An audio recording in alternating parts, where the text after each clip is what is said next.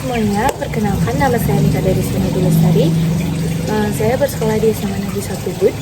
Tujuan saya membuat video ini ingin mengajak teman-teman untuk menjaga alam dan keberlangsungan hidup dengan cara daur ulang sampah plastik dan ekoizin. Jadi pemaparan saya kali ini akan menjelaskan tentang apa sih itu mendaur ulang sampah dan manfaat dari daur ulang sampah dan cara kerja daur ulang sampah tersebut, dan pengertian dari ekoenzim juga, dan manfaat-manfaat yang banyak dari ekoenzim tersebut. Jadi selamat menonton. Apa sih itu daur ulang sampah? Jadi, daur ulang sampah merupakan suatu tindakan yang dilakukan guna mengurangi pencemaran lingkungan. Daur ulang sampah dapat mengatasi krisis pada lingkungan yang semakin memburuk dari hari ke hari. Daur ulang sampah tidak hanya efektif dalam mengurangi volume sampah yang ada pada lingkungan, namun daur ulang sampah juga dapat menghemat sumber daya alam yang ada. Dan yang akan saya paparkan sekarang adalah manfaat dari daur ulang sampah tersebut. Yang pertama ada mengurangi pencemar lingkungan, yaitu dapat membantu mengurangi jumlah sampah sehingga mengurangi pencemaran tanah, air, dan udara. Dengan membatasi akumulasi daur ulang membantu mencegah polusi dan merusak ekosistem alami. Dan yang kedua ada konservasi sumber daya alam, mengurangi kebutuhan akan bahan mentah baru. Dengan menggunakan kembali bahan bekas, kita mengurangi penebangan pohon, eksploitasi tambang, dan interaksi sumber daya alam lainnya. Ini membantu melindungi habitat alam, mengurangi kerusakan lingkungan, dan melestarikan keberagaman hayati.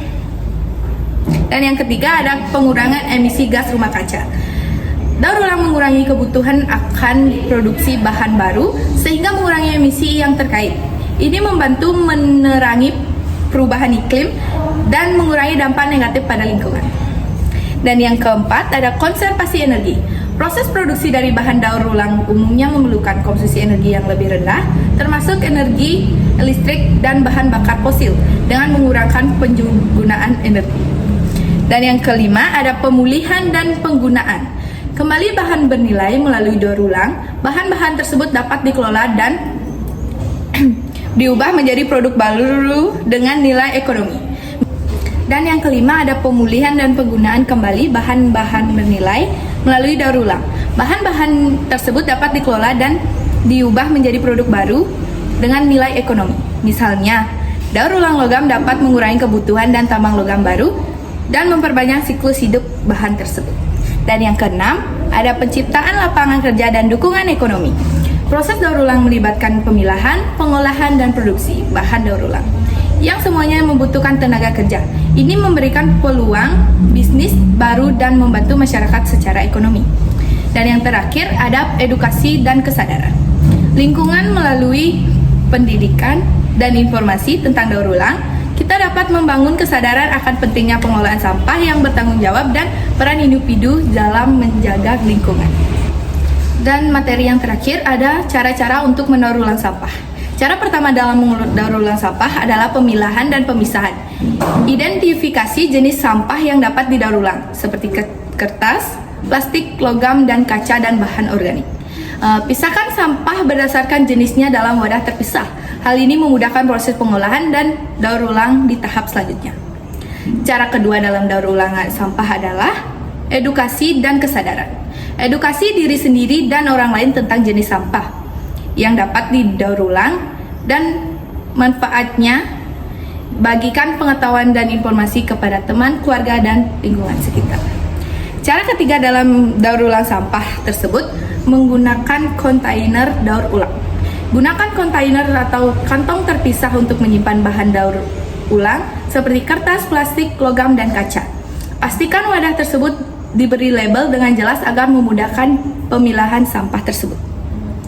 Dan yang kelima, cara daur ulang sampah adalah mengurangi penggunaan bahan yang sulit didaur ulang.